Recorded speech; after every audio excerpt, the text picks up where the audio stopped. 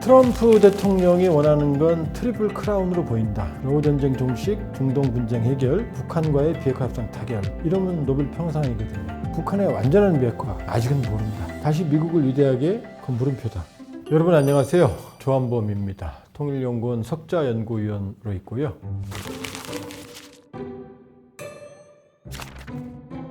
트럼프 대통령이 관세 폭탄부터 시작해서 경제 쪽에 주력을 하는 모습을 보이고 있지만 의외로 또 외교안보에 진심인 모습을 보이고 있거든요. 켈로그, 러우 전쟁 특사까지 지금 임명을 해놨고 구체적으로 계획은 진행되는 것 같아요. 트럼프 진영과 푸틴 진영이 통화까지 한 걸로 지금 알려지고 있고요. 아마 다양한 차원에서 접촉이 진행이 되고 있는 것으로 보여지거든요. 트럼프 대통령 당선과 동시에 트럼프 효과는 이미 나타나고 있었다. 젤렌스키 대통령이나 푸틴 대통령 입에서 휴전에 대한 언급들이 나오기 시작을 했고요. 그리고 전투는 크루스크를 중심으로 격화됐지만 이거는 전세를 뒤집기 위한 전투라기보다는 휴전을 하게 되면 휴전하는 그 시점에 양측이 점령하고 있는 지역이 바로 국경선이 되거든요. 영토를 더 많이 확보하려는 양상의 전투였다. 트럼프 대통령 당선, 집권, 취임, 그리고 협상 진행 이 과정에 따라서 미묘한 변화들이 나타나고 있다 이렇게 볼 수가 있고요. 러우 전쟁은 이미 휴전 모드로 큰 틀에서 보면 들어가고 있다. 그러나 이제 워낙 복잡한 휴전 조건 때문에 완전 종식은 어렵고요. 휴전의 어떤 흐름은 나타나고 있지만 협상 타결까지는 많은 넘어야 될 산이 있다 이렇게 볼 수 있어요. 만 3년의 전쟁 중에 만 2년 동안은 전선에 그렇게 큰 변화가 없어요. 다만 2024년 8월에 전격적으로 우크라이나가 러시아 영토인 크루스크를 진격을 했고 서울시의 1배 반에서 2배에 가까운 면적을 점령을 했다가 거의 절반가량은 이제 다시 뺏기고 그 절반 정도를 유지하는 상태가 전선의 형태입니다. 파병된 북한군은 바로 그 러시아가 빼앗긴 영토인 크루스크 여기에 투입이 돼 있거든요. 11,000에서 12,000명 정도가 2024년 10월 상순경 크루스크에 파병이 됐고 12월 상순경부터 전투에 투입된 것으로 보여지고 2월 현재 최소 4분의 1에서 최대 절반가량이 전사, 실종 내지는 부상당한 걸로 지금 판단이 되거든요. 괴멸적인 타격을 입은 상황이다. 결정적으로 북한군, 인민군이 이 전세를 뒤집는 데 역할을 한 것 같지는 않다. 다만 2월 8일 인민군 건군절에 김정은이 연설을 통해서 향후에도 러시아를 지원할 거다라는 언급을 한 점으로 봐서 추가 파병 가능성은 남아있다. 그러나 김정은 정권의 딜레마로서는 추가 파병을 해도 현재와 같은 양상이라면 계속 급속한 인민군의 소모가 불가피합니다. 형편없는 전투력이 확인된 상황을 감수하느냐 아니면 추가 파병으로 자존심을 회복하느냐 또 이 상황에서 만일에 인민군이 전투력을 완전히 상실하게 되면 러시아에 대한 협상력도 떨어지거든요. 김정은 정권으로서 상당한 딜레마에 처해 있다 이렇게 볼 수가 있고요. 북러 밀착, 특히 러시아의 파병까지 한 김정은의 선택은 양날의 칼입니다. 그리고 러시아는 북한이 원하는 석유, 밀, 식량, 비료의 주요 수출국이거든요. 이것만 와도 숨통이 트입니다. 거기다 러시아는 핵 ICBM 정찰위성, 그 다음에 재래식 첨단 군사 기술의 선진국이거든요. 그러니까 북한으로서는 러시아로부터 받을 게 아주 많죠. 김정은은 북러 밀착, 인민군 파병까지 결심한 건 신의 한 수라고 판단을 했을 겁니다. 이거는 이제 좋은 쪽의 한쪽 날의 칼이죠. 그러나 부정적인 측면을 보면 러시아는 불행하게도 산업이 없습니다. 천연자원에 의존하는 국가거든요. 그러니까 중국과 같은 세계의 공장이 아니에요. 북한이 원하는 다양한 측면에서의 경제협력이 가능하지가 않아요. 그러니까 상호 호환적이질 않습니다. 두 번째는 파병 대가입니다. 러시아도 이미 제재를 받고 있기 때문에 여유가 없습니다. 그리고 북한과 러시아는 일찌감치 루블화 결제 합의를 했거든요. 그리고 2024년 6월 19일 푸틴이 평양 가기 전에 6월 18일 노동신문에 기고한 기고문에 보면 자기들만의 결제 체계에 대해서 언급을 하거든요. 미국의 압박을 벗어난 그건 루블화 결제거든요. 그동안 북한이 러시아에 파견한 노동자들도 루블화로 월급을 받았거든요. 그걸 달러로 교환하는 상황이었거든요. 그러니까 그러나 루블화는 북한의 입장에서 쓸 데가 별로 없죠. 첨단 기술, ICBM, 정찰위성, 핵추진 잠수함 이런 기술은 그동안 아무리 형제국이라 하더라도 이전한 사례가 없고요. 그리고 만일 이 기술을 러시아가 북한에게 이전하면 이건 트럼프를 향하게 되는 거거든요. 그럼 미국이 가만히 있을 리가 없죠. 다만 우려가 되는 건 재래식 기술입니다. 예를 들면 북한의 주력인 미그-29 전투기 같은 경우 북한의 항공 전력은 거의 없다시피 하거든요. 그러나 미그-29는 러시아는 2선 전투기거든요. 그러니까 얼마든지 지원할 수 있습니다. 부품 형태로. 아니면은 이 로켓이나 미사일의 정밀도를 향상시킨다든지 그런 부분들이죠. 우려가 되는 건 오히려 북한의 재래식 기술 현대화, 재래식 무기 현대화 이런 부분들이 특히 대한민국 안보에 직접적으로 우려가 되거든요. 북한이 러시아로부터 받을 수 있는 기술은 제약과 가능성을 동시에 가지고 있다 이렇게 볼 수 있고요. 또 하나 김정은에게 불리한 건 파병된 인민군들이 전투력이 발휘되지 못한 상황에서 괴멸적 타격을 입고 있다는 겁니다. 김정은으로서는 상당한 자존심에 상처가 나는 거죠. 거기다가 명분 없는 전쟁이기 때문에 파병 사실을 공개를 못했어요. 북한 주민들에게. 전사자 통보도 없는 상황입니다. 만일에 이게 알려지게 되면 지금 조금씩 알려지고 있거든요. 명분 없는 전쟁에 대한 파병, 대규모 전사자 발생 이런 것들은 김정은 정권에게 아킬레스건으로 작용할 수 있거든요.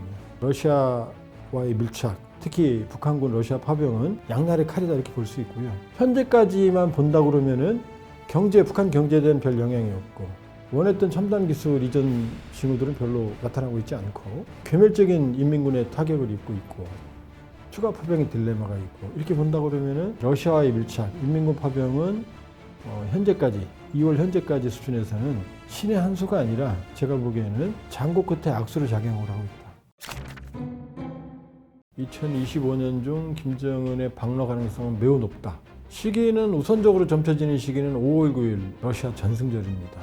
두고 봐야 알겠지만 5월 9일 정도 전후에서는 휴전의 분위기가 상당히 무르익을 가능성이 높거든요. 트럼프 진영 측에서 크렘린과 접촉을 시작을 했고 또 러시아도 전쟁 수행 능력에 한계가 나타나는 상황이거든요. 전쟁 피로감도 커지고 있고 또 우크라이나 안에서도 국민 여론이 영토를 빼앗긴 상황에서라도 휴전하자라는 여론이 상당히 높아졌어요. 또 나토 회원국 내에서도 우크라이나 지원에 대한 여론이 감소하고 있습니다. 그럼 트럼프 대통령이 적극적으로 개입하면 미국은 러우 전쟁 휴전을 선언한 트럼프 대통령 국민들이 찍었으니까 휴전 가능성은 매우 높아진 상황이고 양측 다 러우 모두 지쳐있는 상황이거든요. 그렇다면 5월 9일 러시아 전승절 즈음에서는 휴전이 상당히 무리있거나 거의 근접해 있는 상황이 될 수 있거든요.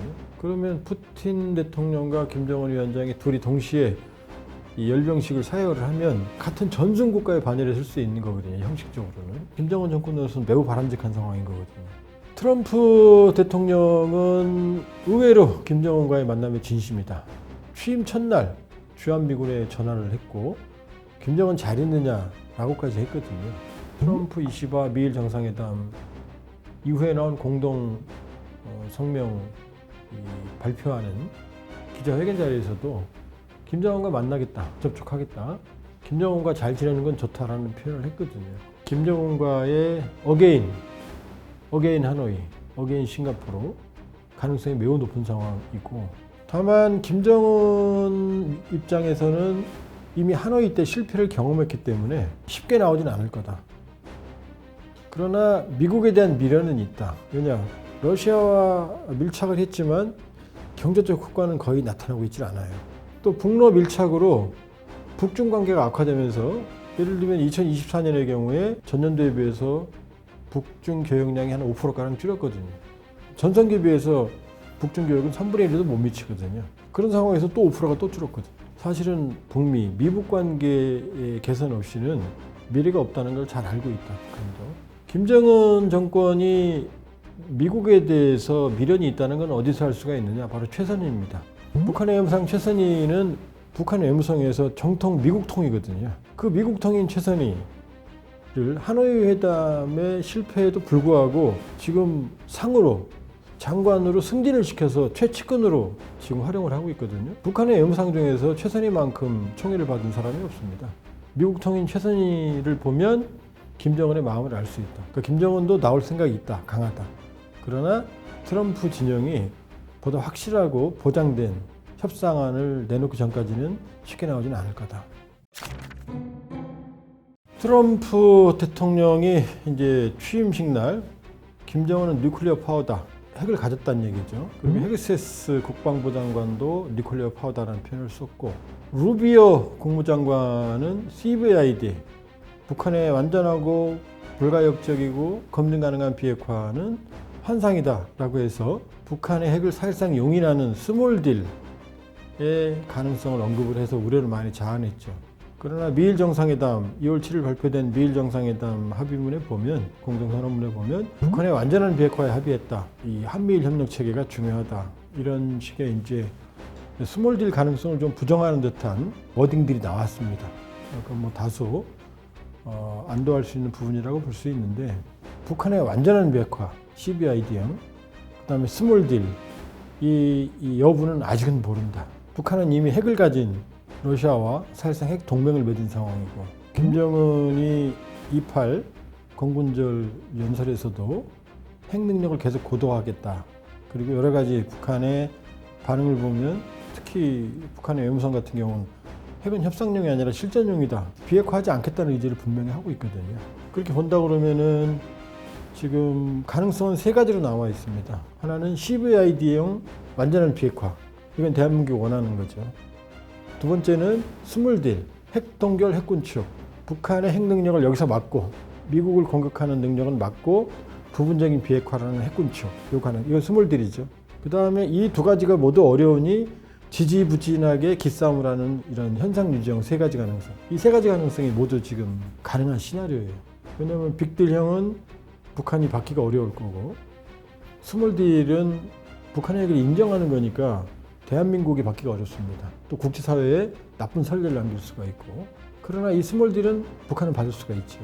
그렇기 때문에 빅딜, 스몰딜 쉽지 않고, 따라서 교착 상태, 양측이 기싸움을 하면서 교착 상태가 당분간 지속될 가능성이 있다. 이 세 가지 가능성이 모두 있거든요. 양측이 상당히 긴 조율의 과정이 필요할 거다, 이렇게 볼 수가 있어요. 우리는 한미동맹이라는 현실과 다극화라는 현실, 거래 중심적 동맹관을 가진 트럼피즘과 지금 마주하고 있다, 이렇게 볼 수 있거든요. 여기에 북한은 대한민국을 완전히 타국, 완전히 적대적인 전쟁 관계로 전환하고 통일민족 개념 삭제까지 지시를 했거든요. 이게 우리가 처한 현실이거든요. 그렇다면 세계는 점차 불확실성의 시대로 접어들어가고 있다. 이럴 때는 결국은 국익우선의 실용외교가 답입니다. 한미동맹은 과거에도 유용했고 현재도 유용합니다. 그리고 미국의 아시아 세계 전략에서 한반도는 아주 중요합니다. 오바마 아시아 중시, 트럼프 1기 인도태평양, 바이든의 계승, 그리고 트럼프 2기 인도태평양 전략의 강화, 이 모든 게 사실은 중국을 견제하는 건데, 중국을 견제하는 전초 기지로서 한반도, 한미동맹은 아주 중요하죠. 미국의 입장에서는. 또 우리 입장에서는 북핵 위협에 대응, 이 불확실한 안보 위협에 대응으로서 한미동맹은 아주 중요하거든요. 그리고 앞으로도 중요합니다. 앞으로도 상당 기간 미국은 세계에서 강자로서 위상을 가질 거니까. 그러니까 한미동맹이라는 현실을 기반으로 점점 불확실성이 커져가는 이 세계에서 대한민국의 국익을 창출하고 국가 번영을 유지하고, 그 다음에 대한민국 주도의 통일을 견인하기 위해서는 코리아 이니셔티브, 우리 국익을 중심에 놓는 대한민국 중심의 외교관이 필요하다. 이 한미동맹을 기반으로 다양한 국제관계를 활용하는 전략이 필요하고요. 또 하나는 이제 한국형 세계 전략이 필요합니다. 우리는 오랫동안 한반도의 범위에 시각에 갇혀서 북한이라는 프리즘을 통해서 세계를 봤거든요. 북한 문제를. 이제는 대한민국은 세계 10위권 경제력, 5위권 국방력, 그리고 세계 최정상급의 문화적 강국이거든요. 그렇다면 충분히 이제 대한민국형, 한국형 세계 전략을 추구할 필요가 있다. 세계 전략의 틀 속에서 한반도의 평화 번영, 통일을 견인해 나가는 시각이 필요하고, 그러기 위해서는 우리도 이제 좀 더 원대한 한국형 세계 전략 속에서 한반도의 평화, 번영, 그리고 통일을 견인하는 그런 전략들을 구사할 필요가 있다. 요약하면 이제 코리아 이니셔티브를 중심으로 하는 한국형 세계 전략을 이제 담대하게 펼쳐나갈 때가 됐다, 이렇게 볼 수 있어요. 대한민국이 내후외환의 어려움에 처해 있습니다. 이 글로벌 불확실성의 시대, 그리고 국내 정치적 어려움. 그러나 대한민국은 항상 위기를 헤쳐나왔고요. 그 결과 오늘날 이 글로벌 대한민국 위상을 정립했습니다. 지금 우리가 겪고 있는 것은 압축적 성장과 압축적 민주화의 후유증입니다. 성장통입니다. 이 성장통을 잘 극복을 해서 한반도의 평화 번영을 견인하고요. 우리가 가야 할 평화 통일을 달성할 수 있는 그런 계기가 되리라고 믿고 있거든요. 제일 중요한 것은 의지 변수입니다. 의지를 가지고 이 어려움을 잘 헤쳐나가서 밝은 대한민국을 만들 수 있기를 기원하고 저 또한 노력하겠습니다.